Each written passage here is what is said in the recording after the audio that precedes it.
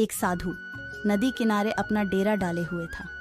वहां वह धुनी रमाकर दिन भर बैठा रहता और बीच बीच में ऊंची आवाज में चिल्लाता, जो चाहोगे सो पाओगे, जो चाहोगे सो पाओगे। उस रास्ते से गुजरने वाले लोग उसे पागल समझते थे। वे उसकी बात सुनकर अनसुना कर देते और जो सुनते वे उस पर हंसते थे। एक दिन एक बेरोजगार युवक उस रास्ते से गुजर रहा था। साधु की चिल्लाने की आवाज उसके कानों में भी पड़ी। जो चाहोगे सो पाओगे, जो चाहोगे सो पाओगे। ये वाक्य सुनकर वह युवक साधु के पास आ गया और उससे पूछने लगा, बाबा, आप बहुत देर से जो चाहोगे सो पाओगे चिल्ला रहे हो। क्या आप सच में मुझे वो दे सकते हो जो मैं पाना चाहता हूँ? हाँ बेटा, लेकिन पहले तुम मुझे ये बताओ कि तुम पाना क्या चाहते हो। बाबा, मैं चाहता हूँ कि एक दिन मैं हीरों का बहुत बड़ा व्यापारी बनूं। क्या आप मेरी ये इच्छा पूरी कर सकते हैं? बिल्कुल बेटा, मैं तुम्हें एक हीरा और एक मोती देता हूँ। उससे तुम जितने चाहे हीरे मोती बना लेना। साधु की बात सुनकर युवक की आंखों में आशा की ज्योति चमक उठी। फिर साधु ने उसे अपनी दोनों हथेलियां आगे बढ़ाने को कहा। युवक ने अपनी हथेलियां साधु के सामने कर दी। साधु ने पहले उसकी एक हथेली पर अपना हाथ रखा। बेटा, ये इस दुनिया का सबसे अनमोल हीरा है। इसे समय कहते हैं। इसे जोर से अपनी मुट्ठी में जकड़ लो।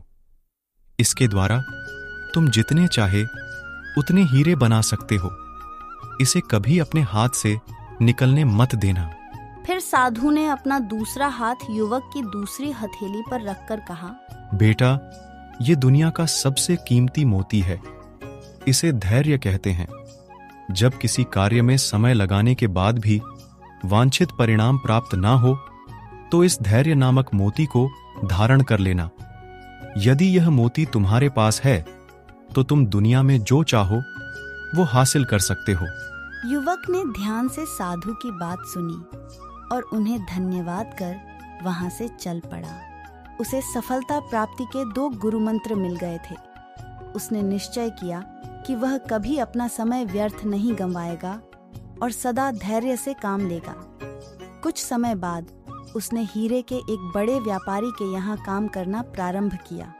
कुछ वर्षों तक वह दिल लगाकर व्यवसाय का हर गुण सीखता रहा और एक दिन अपनी मेहनत और लगन से अपना सपना साकार करते हुए हीरे का बहुत बड़ा व्यापारी बना।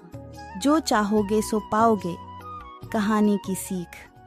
लक्ष्य प्राप्ति के लिए सदा समय और धैर्य नाम के हीरे मोती अपने साथ रखें। अपना समय कभी व्यर्थ ना जाने दें और कठिन समय में धैर्य का दामन ना छोड़ें। सफलता अवश्य प्राप्त होगी।